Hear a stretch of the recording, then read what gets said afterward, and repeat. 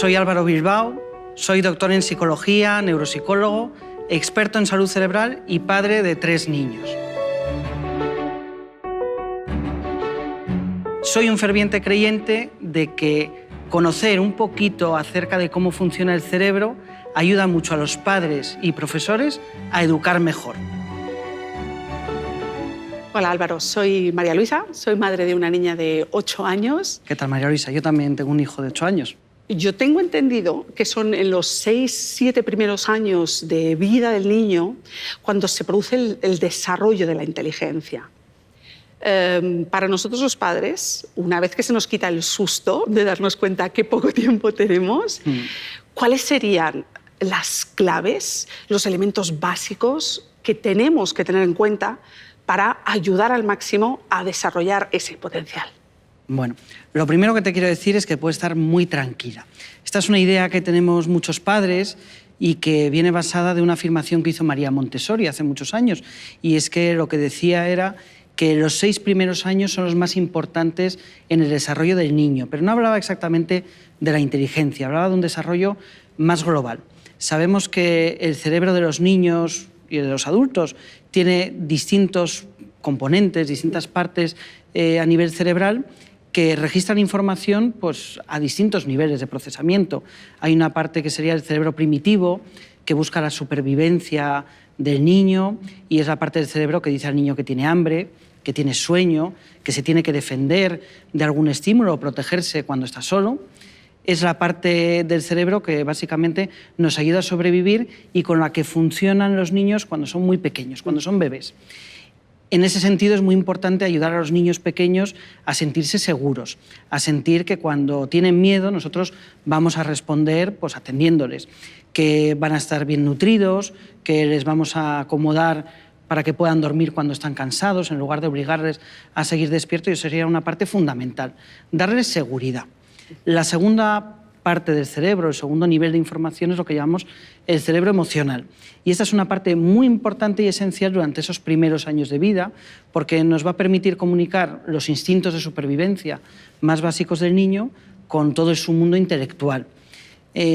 Yo siempre me gusta deciros una cosa, y es que el niño que se desarrolla bien, el niño que tiene un desarrollo cerebral pleno, que creo que es lo que me preguntas, es aquel niño que cuando llega a convertirse en adulto es capaz de que sus pensamientos, sus emociones y sus acciones vayan en la misma dirección. Y por eso es muy importante educar el mundo emocional de los niños durante estos primeros años. Digamos que el cerebro es un poco como un árbol.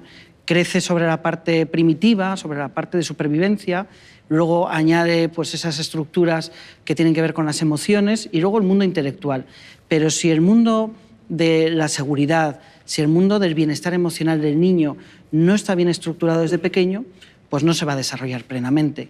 El niño tendrá tiempo para aprender japonés, chino, para aprender matemáticas cuando vaya siendo más mayor, pero es importante que el niño crezca en una familia en la que se sienta seguro, en la que sienta que sus errores no le van a salir caros pues, con gritos o amenazas, y que empecemos a contagiarle pues, nuestro entusiasmo por el mundo intelectual, es decir, por el aprendizaje. Esas serían unas claves muy sencillas, pero muy importantes que todos los padres deberían tener en cuenta.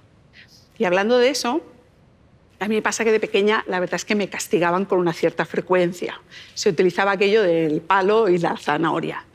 Entonces, ¿qué ocurre? Yo con mi hija muchas veces es lo que me sale instintivamente. Intento controlarlo, pero hay veces que es el último recurso al que acudo cuando ya necesito que haga lo que tiene que hacer.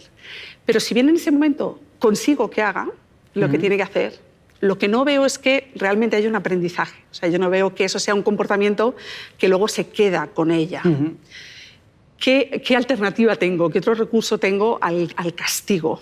Bueno, es muy importante esto que me preguntas, porque todavía venimos de una educación que se basaba mucho en los premios y en los castigos, y la neurociencia pues, ha desterrado este tipo de educación porque sabemos lo que dices tú, que no es eficaz. Yo siempre os digo a los padres una cosa: si los castigos fueran eficaces, los niños a los que más se les castiga serían los niños que mejor se portan, y todos sabemos que es todo lo contrario, ¿no?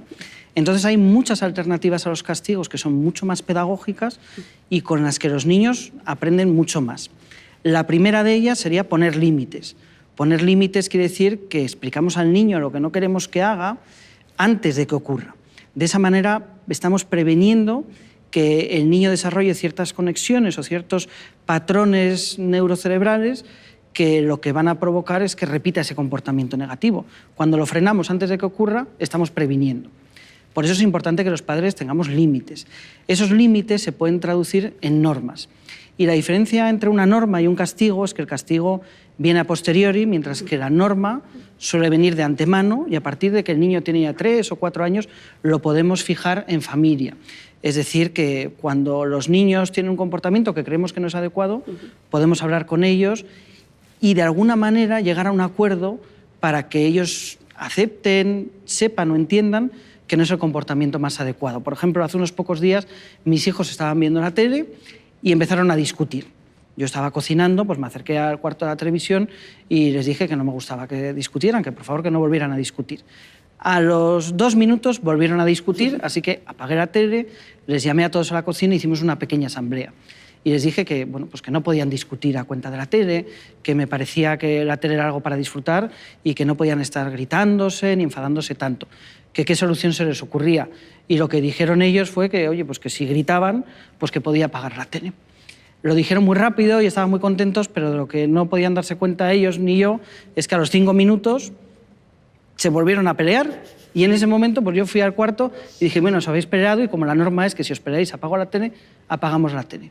No han vuelto a discutir por la tele. O sí han discutido, porque les he escuchado, pero ahora discute muy bajito. Y es lo que llamaríamos pues, que se están poniendo de acuerdo.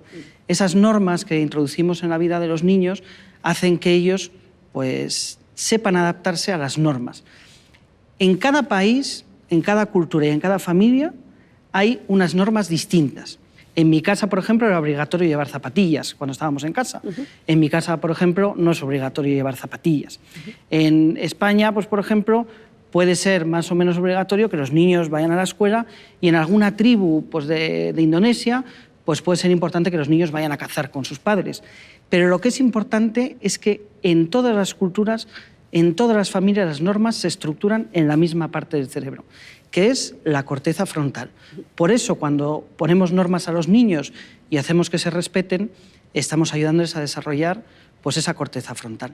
Y la tercera clave que yo te daría para ayudar a tus hijos o a tu hija a portarse pues, de una manera más adecuada o según las normas que queréis que se cumplan en casa es que la ayudéis.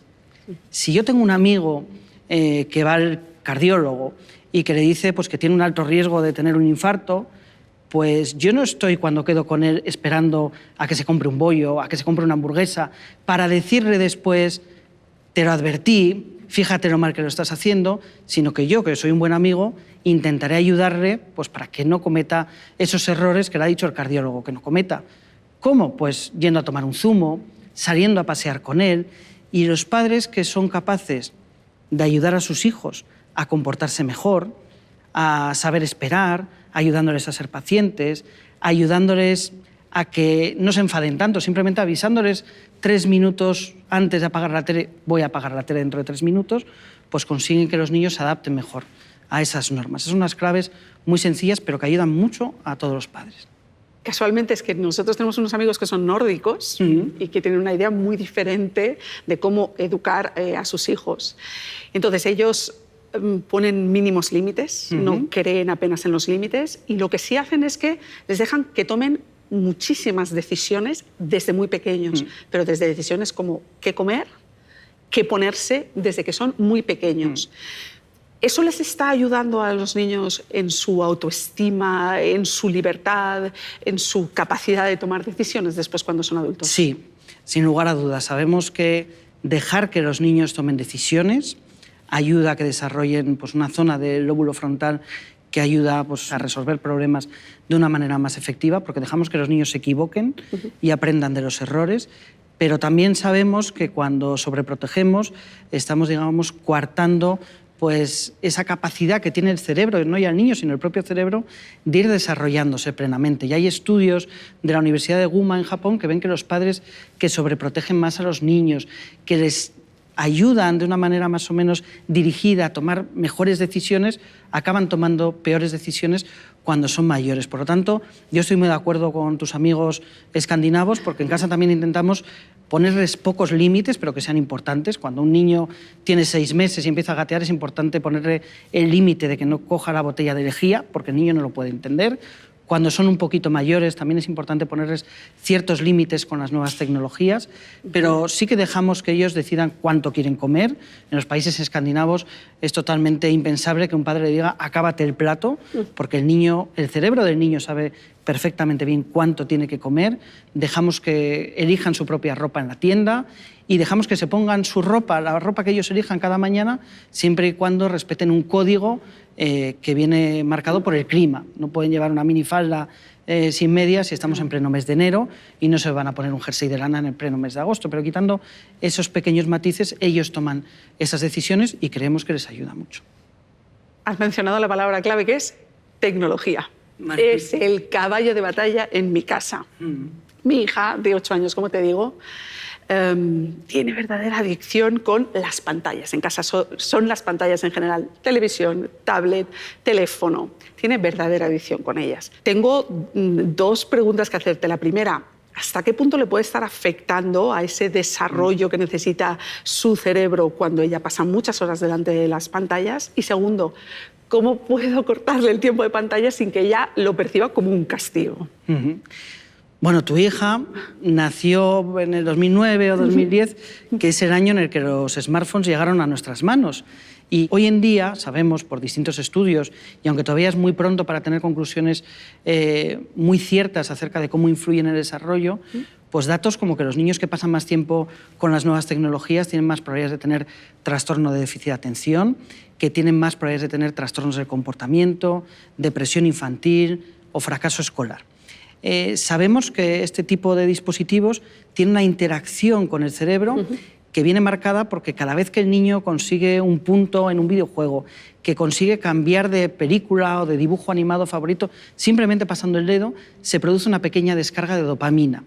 Ese mecanismo de las descargas de dopamina en el cerebro es el mismo que funciona pues, con todo tipo de adicciones. En este sentido, es importante que los padres sepan pues, que las nuevas tecnologías no son inocuas para los niños pequeños, sino que están interaccionando de una manera muy rápida y muy intensa con el cerebro de nuestros hijos. No hay nada más que hacer que quitar a un niño un móvil para ver cómo reacciona pues, con mucha ira, con mucho enfado, pues, porque hay un grado de enganche importante. Lo que podemos hacer los padres, pues en primer lugar, marcar normas. Los padres que nos estén escuchando y que todavía no hayan traído un primer dispositivo a casa o que estén planteándose que sus hijos empiecen a utilizar los dispositivos, lo primero que tienen que hacer antes de que esté el dispositivo, que sea un videojuego, una tablet, un teléfono, es poner unas normas para que el niño las respete, porque si introducimos normas podemos tener una oportunidad para que el niño aprenda a tener autocontrol cuando respete esas normas, ¿no? Y lo segundo que yo te recomendaría es que hables con tu hija, que le expliques pues, que han salido descubrimientos científicos nuevos, que has leído en sitios especializados o que has hablado con un experto acerca de las nuevas tecnologías y que crees que no es bueno que pase tanto tiempo con ellas. Así que en un momento en el que no estéis enfadados, en un momento en el que bueno, pues podáis hablar tranquilamente, decirle pues, que vais a limitar un poquito más el uso de las tecnologías. Siempre después de que haga sus tareas del cole, siempre después de que haya sido responsable y se haya hecho su cama, haya colaborado a poner la mesa para cenar y siempre pues, que haya tenido también tiempo durante ese día de correr, de saltar y de jugar a otro tipo de juegos, porque sabemos que ese otro tipo de juegos son más beneficiosos para el cerebro. Y siempre con una norma, que es el tiempo está limitado y que si papá o mamá dicen que hasta aquí, que tiene que dejar el dispositivo, porque si no demuestra ese autocontrol para parar cuando lo decimos, posiblemente no tenga un cerebro suficientemente maduro como para manejar o utilizar dispositivos que tienen tanto impacto sobre su cerebro. Hablando de las cosas que hacen los niños, tiene una amiga, mi hija, que tiene una agenda como si fuera la de un director general. Tiene extraescolares hasta la hora de comer. Entonces, como padre lo ves desde fuera y te da un poco la impresión que tu hijo se va a quedar totalmente fuera de mercado si con 5 años no está haciendo chino, esgrima, violín y programando en Java, por lo menos. A mí me preocupa porque las extraescolares, claro, es mucho tiempo, ya están mucho tiempo en el colegio, encima horas de extraescolares, no sé muy bien cómo elegirlas, ni siquiera sé si son importantes las extraescolares, ni cuánto tiempo de extraescolares tienen que tener. Bueno, ¿cuáles son las extraescolares que podría hacer tu hijo? Pues yo te diría que tantas como quiera y del tipo de extraescolares que quiera. Al final, durante estos primeros años de vida, el cerebro del niño lo que hace es aprender a aprender información. Y se puede aprender a aprender jugando al fútbol, se puede aprender a aprender estudiando un idioma, se puede aprender a aprender jugando a ajedrez. Es decir, que hay muchas extraescolares y lo más importante es que al niño le gusten, porque si su cerebro emocional conecta con la extraescolar, va a aprender. Si su cerebro emocional no conecta con la extraescolar, puede que se le consiga meter información, pero ni va a aprender. Y esto nos lleva a los estudios más interesantes, que los niños que son obligados a ir a extraescolares, los niños que comienzan con extraescolares muy pronto o que van a extraescolares muy academizadas, son niños que desarrollan, a medida que van haciéndose mayores, un rechazo por el mundo académico. Porque todo lo que hacemos a disgusto o hacemos a la fuerza acaba provocando un rechazo. Por lo tanto, es muy importante que los niños jueguen, que los niños tengan tiempo para disfrutar, pueden hacer extraescolares sin ningún problema, pero bueno, intentar llegar a un acuerdo entre las que creéis que son importantes, las que a él le gustan y las que puede disfrutar. Y si no las disfruta, no hacen ninguna falta. Y en relación a las extraescolares hay un tema, y es que cada vez los niños juegan menos en la calle, con lo cual, claro, necesitan ese movimiento físico, necesitan tanto descargar su adrenalina y su energía, como que es que necesitan estar moviendo el cuerpo. Entonces, una de las extraescolares en las que tenemos a mi hija, siempre todos los años le ponemos una que sea de deporte, o es voleibol o es tenis. A ella no le suele gustar, pero nosotros la estamos obligando a hacer esta extraescolar. ¿Deberíamos dejar de obligarla a hacer esta extraescolar? No es que la odie, pero le da una pereza horrible cada vez que tiene que ir. A ver, hay que diferenciar un poco entre el apetecer y el querer. Hay niños que quieren apuntarse en un momento dado a fútbol y disfrutan el fútbol o el tenis, se lo pasan bien, les gusta y vuelven a casa satisfechos, pero les da pereza arrancar en ese momento, sobre todo si hemos hecho una parada en casa en el que se sienten tan a gusto y se sienten tan arropados que les da pereza salir. Ahí es importante que enseñemos al niño a diferenciar entre el quiero y el me apetece. Y que el me apetece a veces puede ser la guía por la que tomemos decisiones, como por ejemplo pues cuando vamos a tomar algo a un bar y el niño quiere decidir si le apetece tomarse un mosto o un vasito de agua, ¿no? Pero en otras situaciones también es importante que enseñemos a los niños a cumplir sus compromisos, ¿no? Lo que no cabe duda es que el ejercicio físico es muy beneficioso para los niños. Hace aproximadamente unos 6 años se descubrió que a nivel cerebral, cuando el niño hace ejercicio físico, pues empieza a sintetizar una proteína que se llama el BDNF, que lo que hace es facilitar los procesos de aprendizaje. Es decir, que vaya tu hija a tenis o a voleibol o no haga ninguna de esas cosas, sería bueno para ella que saliera a la calle a pasear, que pasara un buen rato en el parque, porque con 8 años todavía les encanta el parque, correr, saltar, porque sabemos que si después de clase hacen un poquito de ejercicio físico, de movimiento, reducen sus niveles de cortisol, que es una hormona que dificulta el aprendizaje, y aumentan el BDNF, pues que es una proteína que favorece que haya conexiones cerebrales. Y hablando del tema físico, yo sé que una de las cosas que tú dices es que es muy bueno que padres e hijos jueguen, o sea, el elemento del juego. 2 cosas al respecto. 1, ¿cuáles son los beneficios que se pueden ver en el juego? Y 2, ¿qué hacemos los padres que no somos jugones? Bueno, no solamente los padres y los hijos deberían jugar los padres, los hijos y los profesores. Introducir el juego dentro de la educación, hacer que el trabajo en el aula sea un trabajo lúdico, sea un trabajo de interacción y sobre todo sea un trabajo que despierte una emoción positiva en el niño es fundamental para que los niños aprenden. El juego es muy importante para el desarrollo del niño, pues porque es la manera natural que tiene nuestro cerebro de aprender.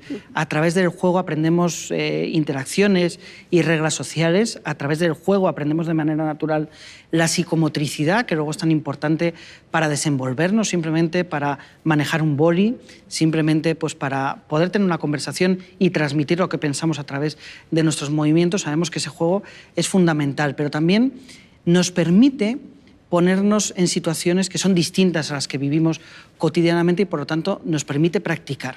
Una de las cosas más bonitas del juego, que decía Vygotsky, es que cuando un niño juega es capaz de pensar, de razonar y de sentirse en un nivel superior al que su propia edad le permite, porque es capaz de imaginarse que es un niño mayor, es capaz de imaginarse que es un superhéroe, es capaz de imaginarse que es un papá, y todos sabemos que los papás pues, actúan con autocontrol, que son capaces de organizar, que son capaces de no enfadarse cuando el resto de personas no obedecen, y por lo tanto el niño que juega a ser papá está aprendiendo pues, a desarrollar todas esas habilidades de una manera simbólica.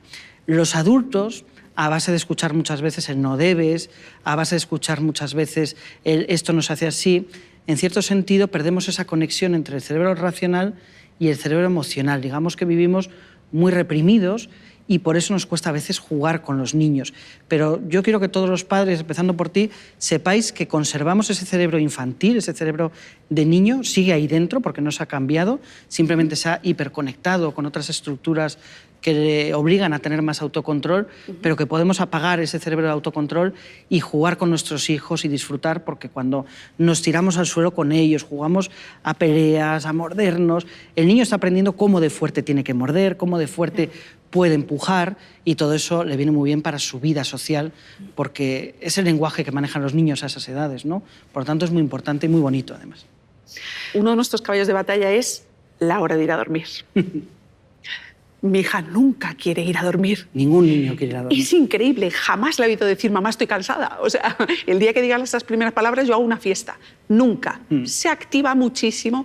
De hecho, desde el momento en el que empezamos el proceso de ir a la cama hasta que apaga la luz, puede ser 1 hora fácilmente. Sí. ¿Cómo puedo acortar ese plazo?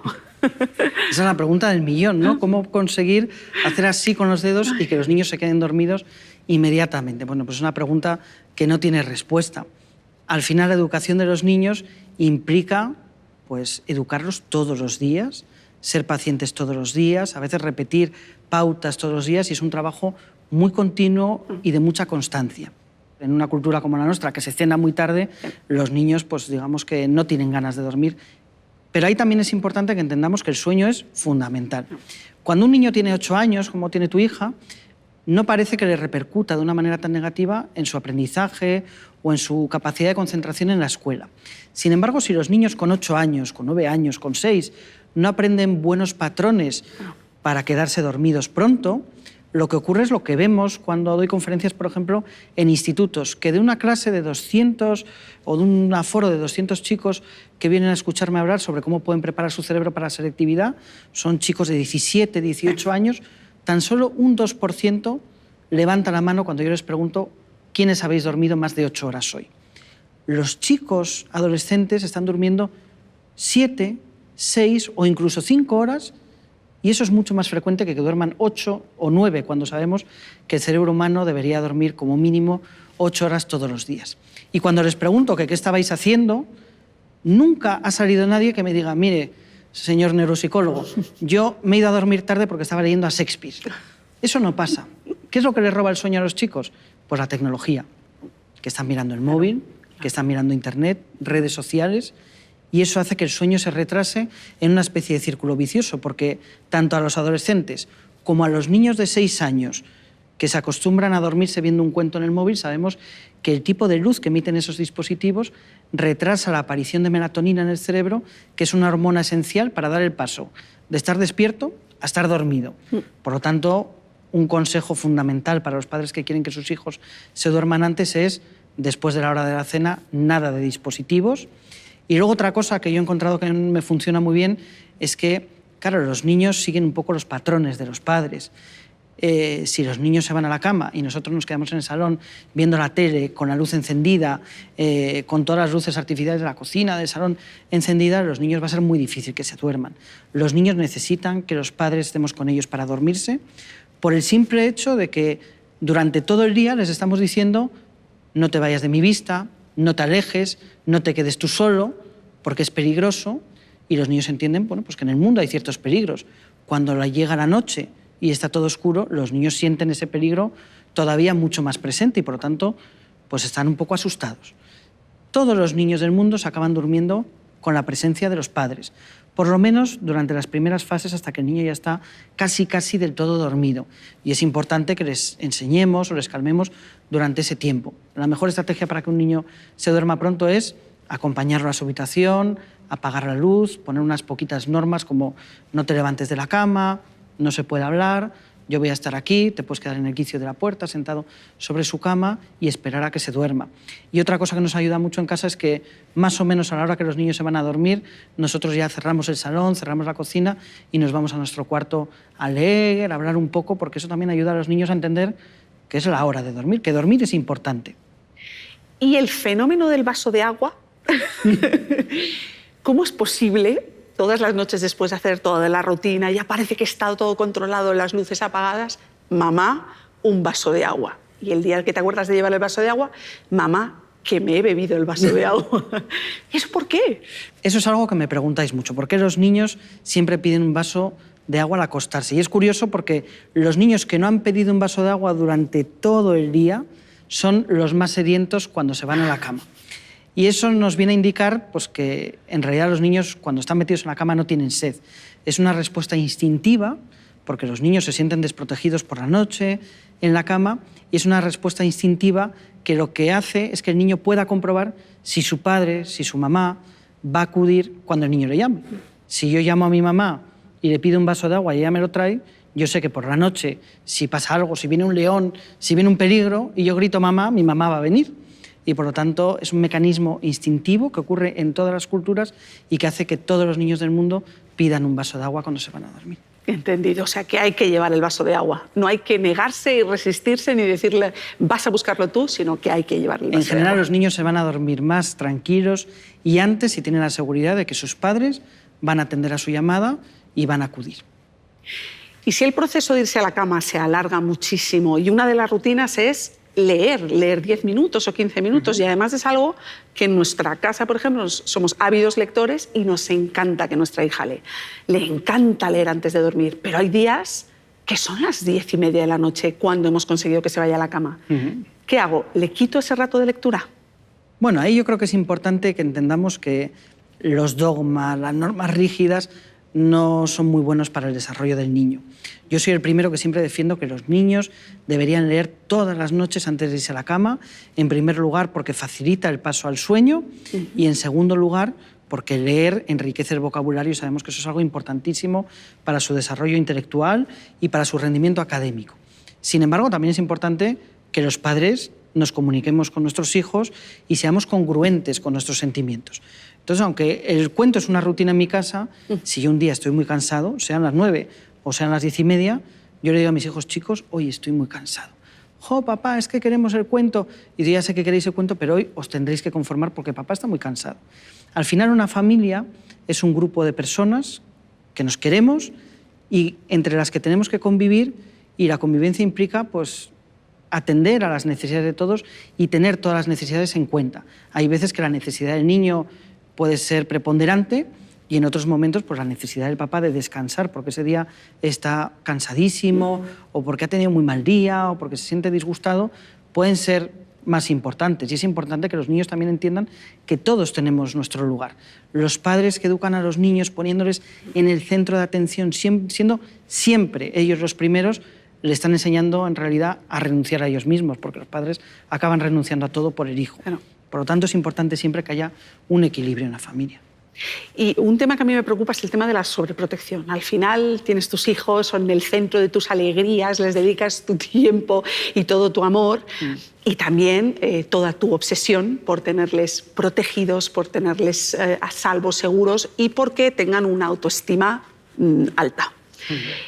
¿En qué momento es protección o pasamos a la sobreprotección y en qué momento es autoestima o egocentrismo a lo que les estamos llevando.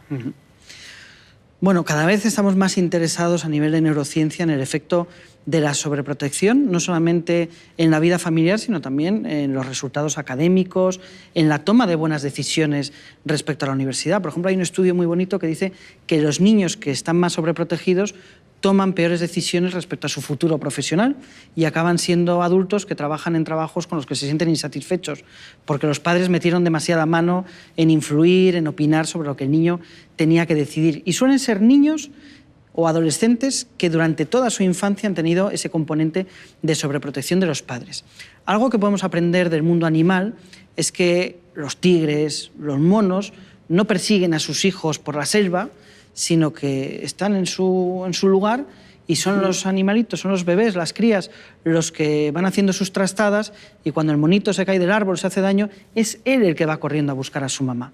Por lo tanto, un buen indicador de que estamos sobreprotegiendo o no estamos sobreprotegiendo es que dejemos que los niños vengan a nosotros cuando nos necesitan y dejémoslos tranquilos, dejémoslos vivir cuando ellos no nos están pidiendo ayuda. Si vemos que el niño está infringiendo una norma grave, como por ejemplo pues que está pegando a otro niño, como que va a cruzar a la calle solo, ahí sí que es importante que los padres intervinamos pues, para protegerles. Pero eso sería protección. La sobreprotección es cuando asistimos al niño en demasiadas cosas que el niño no nos pide. Una de mis palabras favoritas para educar es no. No solamente porque me permite poner los límites que creo que son imprescindibles, que son muy poquitos, pero imprescindibles para que los niños desarrollen capacidad de tolerar la frustración, sino también porque me permite decirles no, te voy a ayudar siempre que creo que pueden hacerlo solo.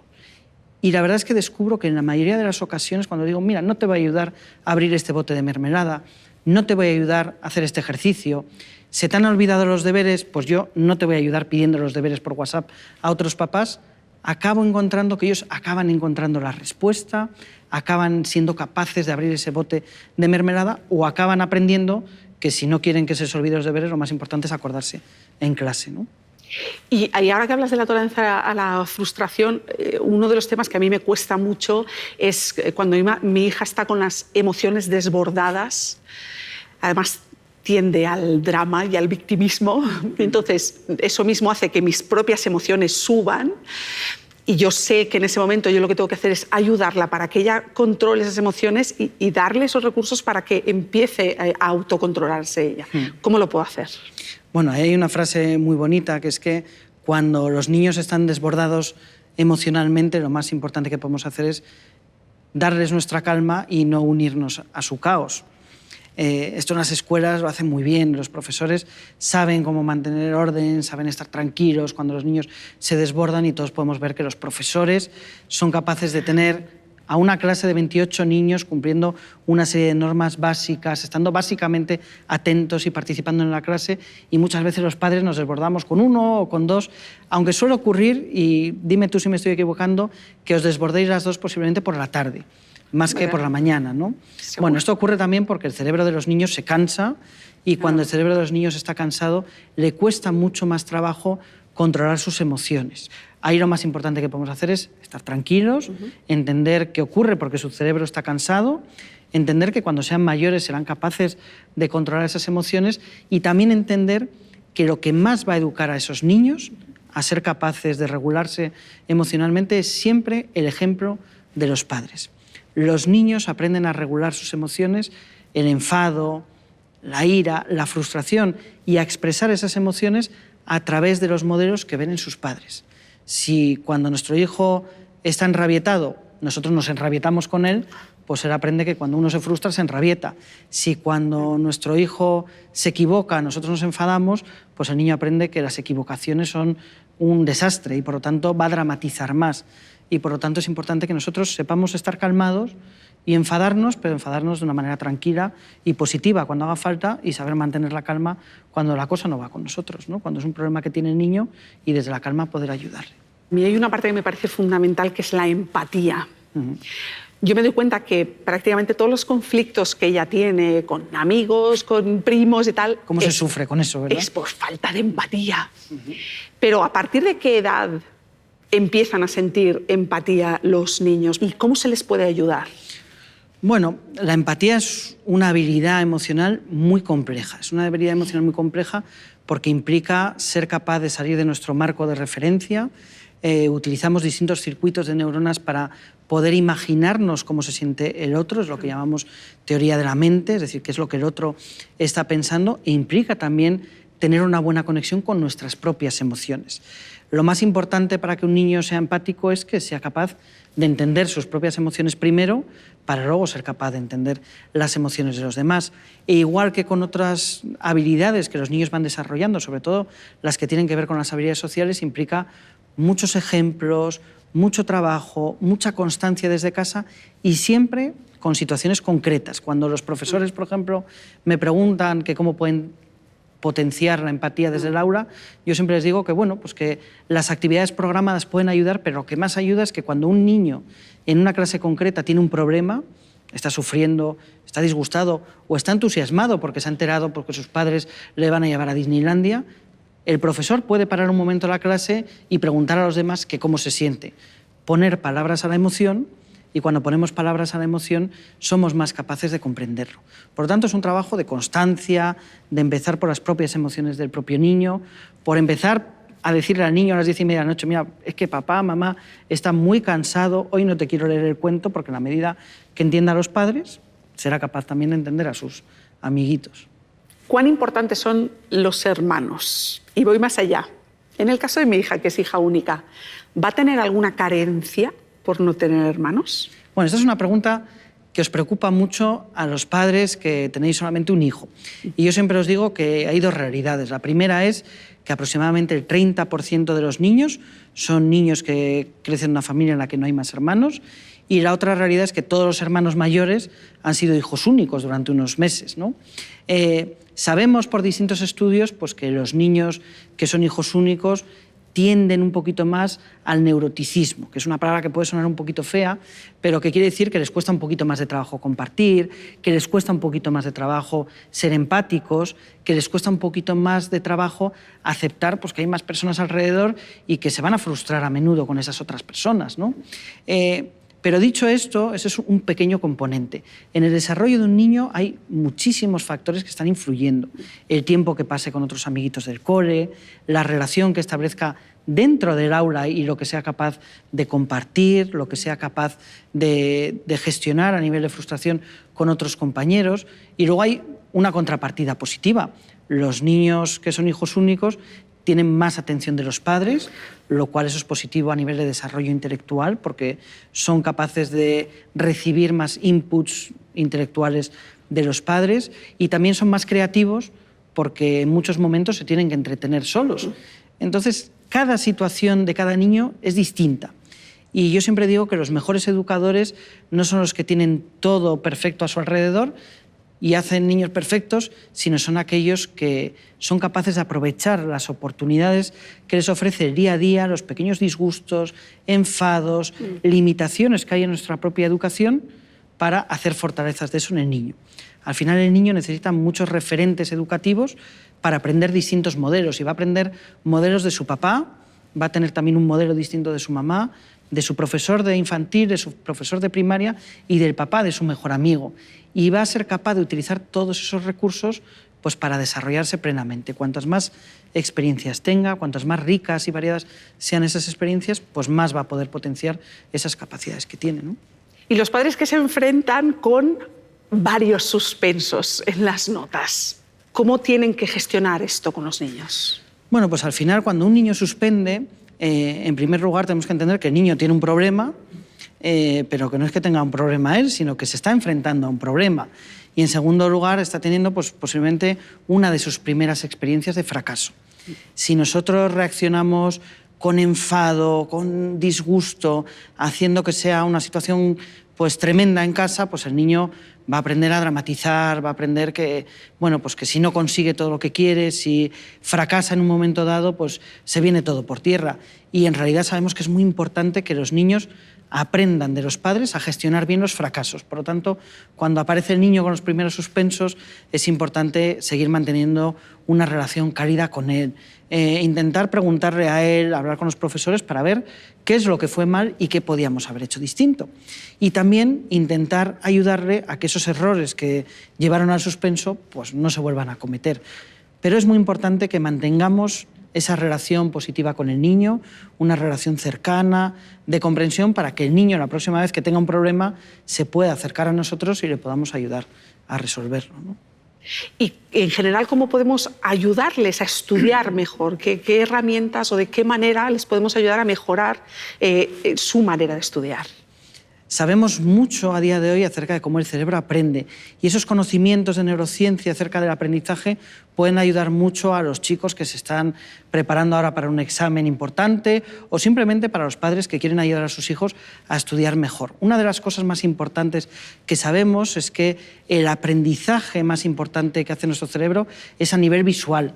Recordamos aproximadamente el 90% de las cosas que vemos y, sin embargo, aprendemos muy poquito de lo que leemos. Y, sin embargo, la manera de aprender en nuestro sistema es una manera de aprender muy basada en leer, en repetir y en escribir. Si introducimos claves visuales como infográficos, como el subrayado en distintos colores, dibujos que nos permitan entender mejor la materia, todo eso va a ayudar a que el niño pues, recuerde mucho mejor la información el día del examen. En realidad sabemos que a los niños no les cuesta mucho trabajo aprender, lo que les cuesta trabajo es recordar lo que han aprendido, porque el cerebro aprende gran cantidad de información que está expuesto a ella, ¿no? La otra cosa que también es muy importante es crear conexiones. Cuando el niño conecta lo que ha visto en clase con la vida real, cuando el niño conecta pues, una asignatura en la que estuvo viendo algo de matemáticas con un experimento que pueden hacer casa con unas naranjas, ese niño va a recordar esa lección siempre. No solamente es importante para los padres, para que intenten trasladar el mundo académico del niño a la vida real, sino también para los profesores, para que sepan que el niño va a aprender mejor todo aquello que se relaciona con sus intereses, y los intereses de un niño de 9 años no son cuánto se tarda en ir desde Zaragoza hasta Madrid en una dirección o en otra, sino que tienen que ver pues, con los Pokémon, tienen que ver con los muñecos que ven en los dibujos animados, y eso es muy importante que lo tengamos en cuenta. Y luego hay 3 efectos que la neurociencia ha puesto de manifiesto que ayudan mucho a que los niños aprendan. El primero es el efecto autogeneración. Cuando un niño escribe, toma sus propias notas, cuando hace sus propios esquemas, su cerebro recuerda mucho mejor esa información, porque recordamos mejor aquello que hacemos que aquello que escuchamos o que nos han contado. El segundo efecto es el efecto espaciado. Cuando los niños o los adolescentes se ponen a estudiar y después de estudiar un rato tienen un periodo de descanso, sabemos que su cerebro hace toda una serie de procesos que permiten al niño consolidar esa información en la memoria a largo plazo. Por lo tanto, echarse una pequeña siesta, estudiar un tema y luego hacer un rato de descanso sin ver el ordenador, sin chatear con los amigos, simplemente tumbarnos 5 minutos, sabemos que potencia mucho el recuerdo y la consolidación de esa información. Y la tercera clave es lo que llamamos el efecto generación. Cuando un chico estudia y repite una y otra vez lo mismo, sabemos que su cerebro en realidad no está aprendiendo, porque se produce una cosa que llamamos la habituación. Es decir, que las palabras que estamos repitiendo, el cerebro las descarta porque están ya muy vistas y le empiezan a aburrir. Sin embargo, el efecto de evaluación consiste en que nos tomemos la lección a nosotros mismos. Es decir, que repasemos un tema, hagamos nuestro esquema, hagamos esos dibujos que nos ayudan tanto, y después de hacer esos dibujos, tapemos el libro e intentemos recordarlo, que nos tomemos la lección a nosotros mismos, porque sabemos que de esa manera estamos incidiendo no tanto en el aprendizaje, que de por sí en el cerebro del adolescente es bueno, sino que estamos incidiendo en el recuerdo, que es lo que le va a fallar a ese estudiante en el día del examen. Casi todos los estudiantes el día del examen sabían lo que tenían que poner, pero no fueron capaces de recordarlo. Muchísimas gracias, gracias por tu generosidad en todas tus explicaciones, y creo que nos va a ayudar muchísimo a todos los padres. María Luisa, gracias a ti. El honor ha sido todo mío y creo que has expresado muy bien las preocupaciones, las dudas que tienen miles y miles de padres que nos estarán viendo desde casa. Yo, antes de despedirme de ti, te quería decir una última cosa. No te preocupes si no lo estás haciendo perfecto. La verdad es que los niños no necesitan que los padres seamos perfectos, sino que es bueno que los padres nos equivoquemos. porque cuando nos equivocamos les estamos haciendo dos regalos muy importantes a los niños. El primero de ellos es que se vean capaces de superarnos como padres, es decir, de resolver un problema que tienen en su vida, que es que mi padre a veces mete la pata, a veces se enfada más de la cuenta o a veces pues, no me hace caso cuando yo quiero. Y eso les va a ayudar a ser más resilientes. Y la segunda cosa es que cuando nos equivocamos, pues también estamos enseñando a los niños que está bien que ellos se equivoquen, que no pasa nada, que tienen que ser indulgentes consigo mismos, porque de esa manera van a saber perdonarse pues, todos los errores que cometerán en la vida, que afortunadamente pues serán muchos. Muchísimas gracias a ti. Gracias a ti, Álvaro. Muchas gracias. De verdad, gracias.